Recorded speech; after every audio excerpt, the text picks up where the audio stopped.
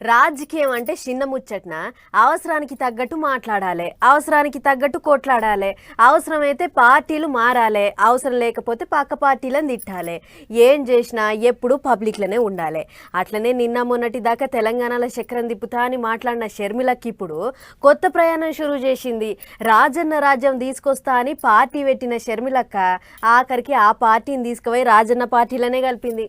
అన్నను కాదనుకొని అత్తగారింటికి వచ్చింది. తెలంగాణ కోడల్ని అని చెప్పి పార్టీ పెట్టింది. పబ్లిక్ లో రూవడిగా తిరిగింది. పార్టీని పరుగులు పెట్టించింది. అటు పోయింది ఇటు పోయింది. ఆఖరికి తండ్రి పనిచేసిన చెయ్యి పార్టీలనే కలిసిపోయింది షర్మిలక్క. వైఎస్ఆర్టీపీని కాంగ్రెస్ పార్టీలో కలిపి తాను కూడా 3 రంగుల కండువాగా అప్పుకున్నది. ఢిల్లీలో రాహుల్ సారు ఖర్గే సారు కండువాగా అప్పి పార్టీలో షరీకు చేసుకున్నారు. ఇక గిట్ల కండువాగా అప్పుకున్నదో లేదో అప్పుడే అక్క చెయ్యి పార్టీ ఎంత అంటే అంత అన్నట్టు మాట్లాడింది. Whatever responsibility the Congress party will give me, I will faithfully perform it. Congress party నాకు ఏ బాధ్యత ఇచ్చినా ఏపీఏ కాదు అండమాన్లో అయినా సరే నమ్మకంగా పనిచేస్తాం. కాంగ్రెస్ పార్టీ ఎలా నిర్ణయిస్తే అదే ఫాలో అవుతాం. ఆడ పని చేయమంటే ఆడ పని చేస్తా, అందులో ఏం తిప్పలేదు అన్నట్టు చెప్పుకొచ్చింది అక్క. అంతేకాదు ఇక నాయన పని చేసిన పార్టీలో పని చేసుడు మంచిగున్నది అన్నట్టు మాట్లాడింది షర్మిలక్క. రాహుల్ గాంధీని ప్రధానమంత్రిని చేసేందుకు గట్టిగా పని చేస్తదట. రాజశేఖర రెడ్డి గారి కళ, ఏ కళ అయితే రాజశేఖర రెడ్డి గారు రాహుల్ గాంధీని ప్రధానమంత్రిని చేయాలి అని మనస్ఫూర్తిగా కోరారో అది నెరవేర్చడానికి రాజశేఖర రెడ్డి గారి బిడ్డ మనస్ఫూర్తిగా పనిచేస్తుంది. కండువాగప్పే కార్యం వడిచినాక ఇంటి ఆయనతో కలిసిపోయి సోనియమ్మను కలిసింది. ఏపీలో చెయ్యి పార్టీకి పెబ్బను చేస్తారని అంటున్న చెయ్యి పార్టీ వాళ్ళు ఇంకా బయటికి ఏ ముచ్చటైతే చెప్తలేదు. 2-3 దినాల్లో తెలుస్తుందట.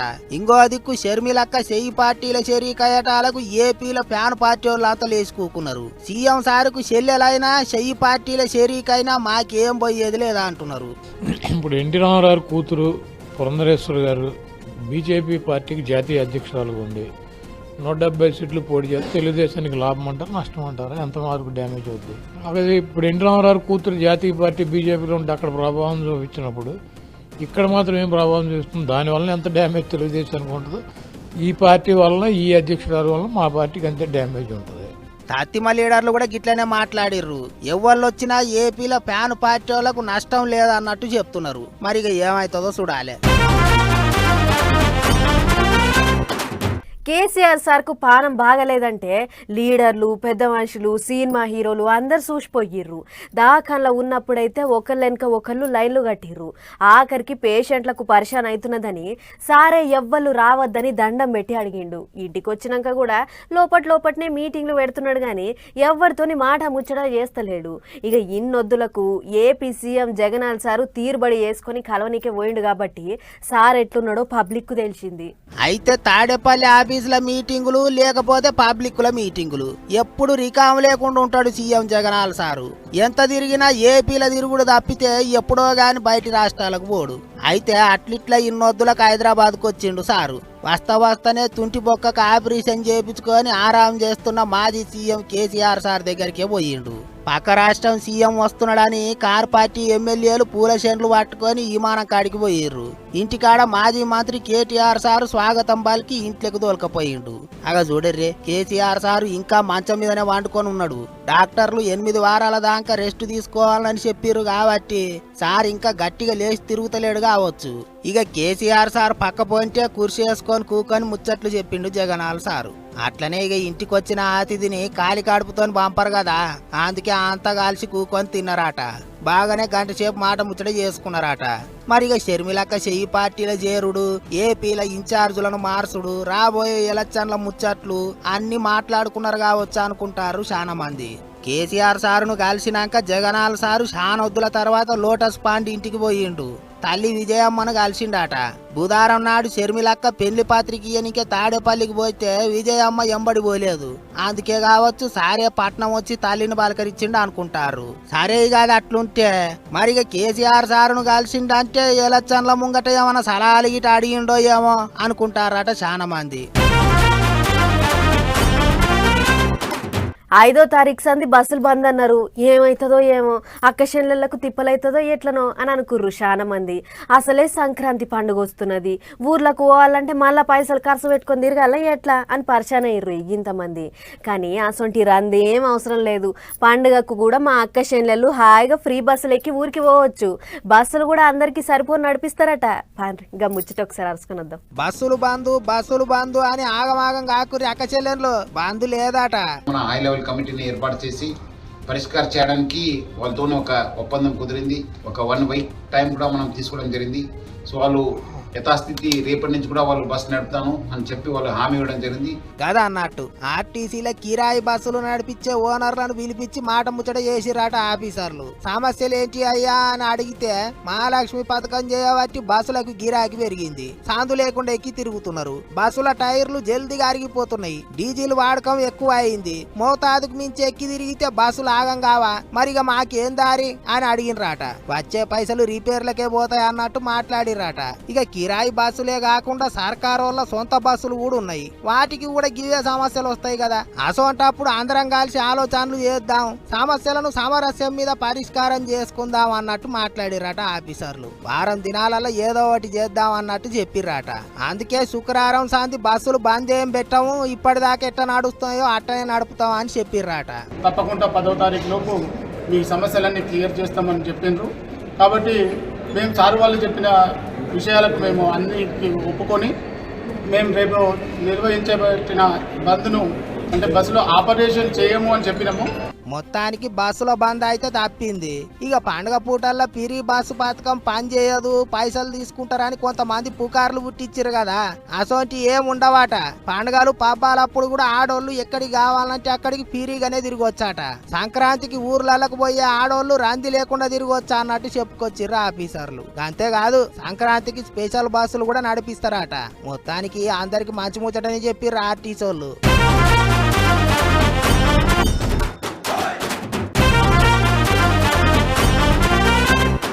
రైతులకు నష్టం చేస్తుర్రని కల్తీ విత్తనాలు అమ్మేటోళ్లను పట్టుకుంటారు, నకిలీ మందులు తయారు చేసేటోళ్ళ తాట తీస్తారు, సబ్సిడీల ఎరువులు సప్లై చేస్తారు. రైతుల కోసమని తీరొక్క పథకాలు పెట్టి ఎంతో గొప్పగా అరుచుకుంటారు. కానీ ఎన్ని చేస్తే ఏం లాభం? పండిన పంట అమ్ముకునే కాడ రైతుల కష్టాలను పట్టించుకునేటోళ్ళైతే ఒక్కళ్ళు లేరు. అందుకే ఇగో వడ్లు కొనే సెంటర్ల కాడ మళ్ళా ఎప్పటి లెక్కనే అవుతుంది. చూడుర్రి ఎట్లున్నాయో అన్నదాతల అరిగోసలు. 18 నంబర్లు 3 నేను 29వ తారీఖు లిస్ట్ లో, మళ్ళీ 30వ తారీఖు లేదు, 31 శాతాలు చూసింది, 2వ తారీఖు శాతాలు చూసిండు. మళ్ళీ అందులోనే మోసాలే ఉన్నాయి. ఒక్కొక్క నెంబరు 4-5 నెంబర్లు ఉంటున్నాయి. వాళ్ళు పచ్చొట్లు తీసుకురావడం, శాతం వచ్చి చూపించడం, పచ్చొట్లు కూడా కాట చెప్పడం, ఇట్లా మమ్మల్ని అన్యాయం చేస్తున్నారు. ఇక్కడ 6 రోజులు అవుతుంది మేము ఒడ్లు పోసి. 28వ తారీఖు గోపించిన, ఇవాళ 5వ తారీఖు. ఇంతవరకు నా శాతం వచ్చింది 2వ తారీఖు. ఇంతవరకు నా వేసిన దిక్కు జవానం లేదు. ఎన్ని గోసలు, ఎన్ని కష్టాలు, ఎంత తిప్పలు చూడుర్రి అన్నదాతలకు. వడ్లు తెచ్చి వారం 15 దినాలు అవుతున్నా కూడా పట్టించుకునే నాదుడే లేడట మార్కెట్లా. మళ్ళా అందరికీ గంతేనా అనంటే కొందరు పచ్చి వడ్లు తెచ్చినా కొంటుర్రట. కడమ రైతులు తెచ్చిన వడ్లనేమో తేమ పేరు చెప్పి సంచులెవ్వని చెప్పి కాంటా పెట్టకుండా ఆపుతున్నారట. అందుకే మస్తు తల్లడిల్లిపోతుర్రు ఖమ్మం జిల్లాలో ఉన్న వైరా మార్కెట్లకు వడ్లు తెచ్చిన అన్నదాతలు. కాలుకేస్తే మెడకు, మెడకేస్తే కాలు కన్నట్టు తింపి చూస్తుర్రట. అట్లిట్లనా 15 రోజులు బట్టి వడ్లు ఎండి ఎండుగప్ప అవుతున్నాయి. పురాగా ఎండితే ఇక రైతులు కూడా నష్టపోవడేనాయే. తేమ పేరు చెప్పి రైతులను నిండా ముంచుతుర్రు అధికారులు. సరే అట్లనన్నా కొంటుర్రా అనంటే ఆయనోళ్లకు ఆకుల్లా, కానోళ్లకు కంచాలల్లా అన్నట్టు ఎవళ్ళకో లాభం చేయనికే పచ్చి వడ్లు కొని ఎండిన వడ్లు ఆపుతున్నారంటే ఎంత ఘోరం చూడుర్రి. ఇంకో రైతన్న చెప్తాడు ఈనూర్రి. వాళ్ళు నిన్న వేస్తున్నారు, నిన్న మొన్న నైట్ వేస్తున్నారు, మొన్న ఇలా వేస్తున్నారు, ఏదో ఒకటి వేస్తున్నారు. ఇప్పుడు అడిగితే బత్తాలు అంటున్నారు. ఆగో గట్ల చేస్తున్నారట. ఏం న్యాయం అన్నట్టు గిది. అందుకే మార్కెట్ల లొల్లికి దిగిర్రు రైతులు. పోలీసులు వచ్చి గట్లెట్లా చేస్తారు అని అధికారులను గట్టిగానే నిలదీసిర్రు. మరి ఇప్పటికైనా బుద్ధిగా అందరి వడ్లు కొంటారో లేదో చూడాలే గాని ఇంతకు అసలు మొన్న గెలిచిన లీడర్లు ఏం చేస్తున్నట్టు? రైతుల సమస్యలు పట్టించుకునే బాధ్యత లేదా అల్లకు? ఏ వానో గీనో వస్తే ఎట్లుంటే చెప్పుర్రి. రైతులు 6 గాలం కష్టం అంతా మన్నుల కలిసేదాకా చూస్తారా ఎట్లా? ఏం అధికారులో ఏం లీడర్లో పొర్రి. అవసరం ఉన్నంతసేపే రైతులు అటెంక కన్నెత్తి చూసుడన్న ముచ్చటే లేదు. ఇగో లీడర్లు ఇప్పటికైనా ఇటు వైరా మార్కెట్ మోకాన చూడుర్రి జరా. రైతుల ఆపతి సాపతి అరుచుకొని ఓటేసిన రైతుల రుణం తీర్చుకోరి. రఘువంశం పేరు చెప్తే ఆ శ్రీరాముడే యాదికొస్తాడు ఎవ్వళ్ళకైనా. సూర్యవంశానికి అంతటి పేరు వచ్చిందంటే అంతా రామయ్య గొప్పతనమే. అందుకే కదా ఏ వంశంలోనైనా శ్రీరాముని అసంటోడు ఒక్కడుంటే చాలని అంటారు పెద్దలు. అంత ఆదర్శమైన జీవితం గడిపిండు శ్రీ రఘురాముడు. అందుకోసమనే ఇగో అయోధ్యలో కట్టేటి రామాలయంలా ఎసొంటి ఈగ్రం చేసిర్రో చూడుర్రి. శ్రీరాముని వంశం సూర్యవంశం. సూర్యవంశంలో శ్రీరామునికి మించిన రాజు లేడు. అందుకే త్రేతాయుగం నాటి రామరాజ్యం గురించి ఇప్పటికీ కూడా కథలు కథలుగా గొప్పగా చెప్పుకుంటాం. ఇక రామునిది సూర్యవంశం కాబట్టి అయోధ్యలో ఎటు చూసినా సూర్యుడే అన్నట్టు కొన్ని వింత వింత ఏర్పాట్లు చేసిర్రు. అన్నిటికంటే ముఖ్యంగా శ్రీరామ నవమి నాడు శ్రీరాముని మీద సూర్యకిరణాలు పడేటట్టు కట్టిర్రట అయోధ్య గుడిని. అవునట, ఒడిశా కోనార్క్ దేవాలయం గర్భగుడ్ల, అరసవెల్లి సూర్యనారాయణ స్వామి గుడ్ల మూల విరాట్ల మీద సూర్యకిరణాలు పడ్డట్టు అయోధ్యలో కూడా సూర్యకిరణాలు పడతాయట స్వామివారి మీద. గొప్ప ముచ్చటే కదా. అందున శ్రీరామ నవమి రోజునే సూర్యకిరణాలు రాముని మీద పడుడంటే ఇంకా గొప్ప ముచ్చట. అంటే ఎంత ఇగురం కొద్ది ప్లాన్ వేసి గుడి కట్టిర్రో చూడుర్రి మనోళ్ళు. ఆయన సైన్స్ లేని రోజులలోనే గిసొంటి గొప్ప గొప్ప పనులెన్నో చేసిర్రు మన వెనకటోళ్ళు. ఎట్లా కట్టిర్రో ఊహకు కూడా అందని అద్భుతమైన ఆలయాలు నిర్మించిర్రు. ఇక గిదొక్కటే కాదు, అయోధ్యలో గుడికి పోయే తొవ్వల 40 సూర్య స్తంభాలను కూడా పెట్టిర్రు.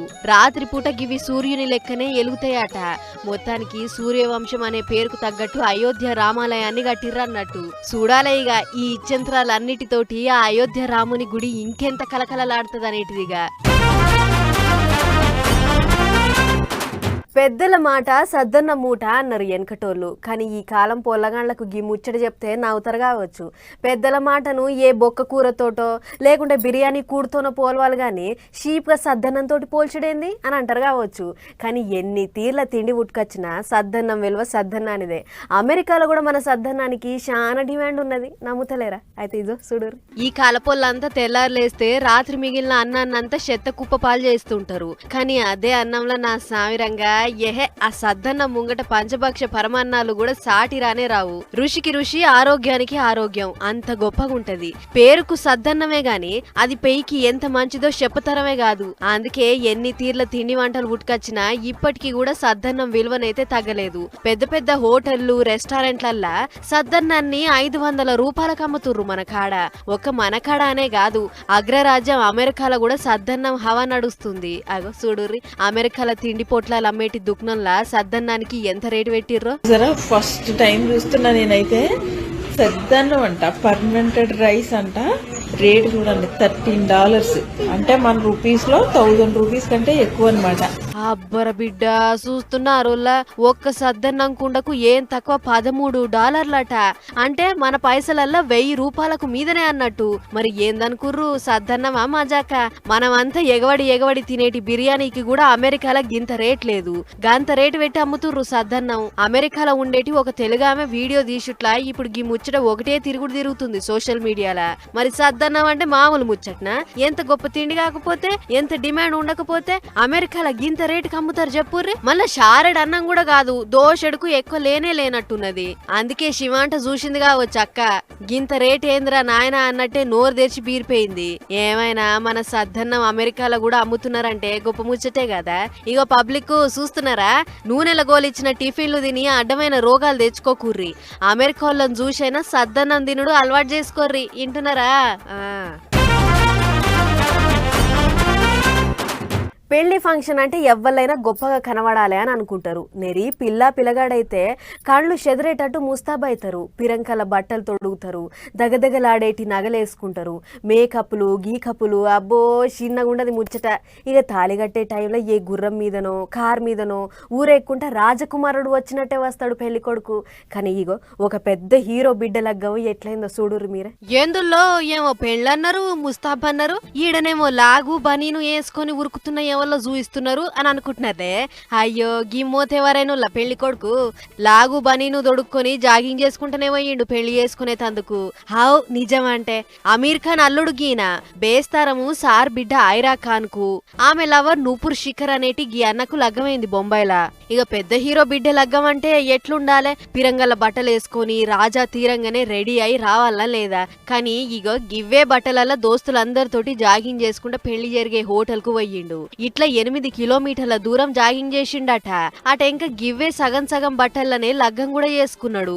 పిల్లగాడు రిజిస్టర్ మ్యారేజ్ కి సంతకాలు పెట్టి దండలు మార్చుకున్నారు.